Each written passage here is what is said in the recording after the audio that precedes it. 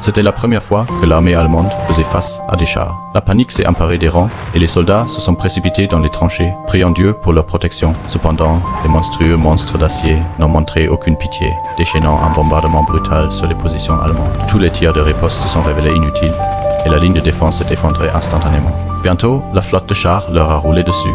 Démunis, les soldats ont riposté, mais en vain. Paul ne pouvait que regarder avec horreur les chars écraser ses camarades en morceaux. Pire encore, les mitrailleuses des chars tiraient sauvagement, forçant les Allemands à abandonner leurs tranchées et à fuir pour sauver leur vie. Mais la flotte de chars les poursuivait de près, fauchant les soldats en rase campagne par vagues. Pour stopper un char, le vétéran 4 s'est lancé en avant, enfonçant une grenade dans ses chenilles. Il a ensuite fourré une seconde grenade dans le canon, faisant exploser l'intérieur. Les soldats français, qui sortaient en rampant, ont été immédiatement abattus par Kett et ses camarades. Cependant, les troupes françaises équipées de lance-flammes ont progressé par l'arrière, incinérant brutalement les soldats allemands blessés. Les soldats allemands furieux ont répliqué, mais avec une puissance de feu insuffisante, ils ont bientôt été contraints d'abandonner le combat. Paul s'est retourné et a couru, essayant d'échapper à la mort. Soudain, un obus a explosé juste à côté de lui, le laissant heureusement seulement assourdi par l'onde de choc.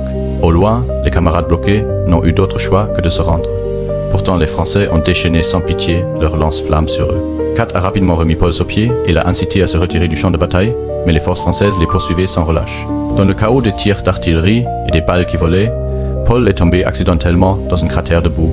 Ayant perdu toute volonté de se battre, il a fait le mort pour éviter d'être exécuté, mais un soldat français l'a repéré malgré tout, au moment même où le soldat français levait son fusil. Une explosion l'a renversé. Paul a saisi l'occasion, s'est précipité en avant et a enfoncé son poignard dans l'homme. Pour éviter que ses gémissements n'attirent les ennemis, Paul a fourré des poignées de boue dans la bouche du soldat. Mais alors qu'il regardait la vie s'échapper de l'homme, Paul a été soudainement envahi par le remords. Il a essuyé le sang en hâte, essayant désespérément de sauver la vie du soldat, et a même coupé ses vêtements pour panser la plaie. Mais la blessure était trop grave, et le soldat a rapidement rendu son dernier soupir dans l'agonie. Rempli d'angoisse, Paul a ouvert le portefeuille de l'homme et y a vu des photos de sa famille, ce qui a rempli son cœur de désespoir. Le soi-disant ennemi, tout comme lui, n'était qu'un être humain ordinaire qui essayait de survivre. Traînant son corps épuisé, Paul est retourné au camp où les soldats allemands vaincus étaient étrangement euphoriques. Il s'est avéré que le gouvernement avait signé l'accord d'armistice, la guerre touchait enfin à sa fin. Paul a apporté la bonne nouvelle en rendant visite à son camarade Jaden, qui souffrait énormément après avoir été amputé d'une jambe. Paul a encouragé Jaden à tenir bon, lui promettant qu'il rentrerait bientôt à la maison. Mais pendant qu'il mangeait, Jaden a ramassé une fourchette et a pris sa décision finale.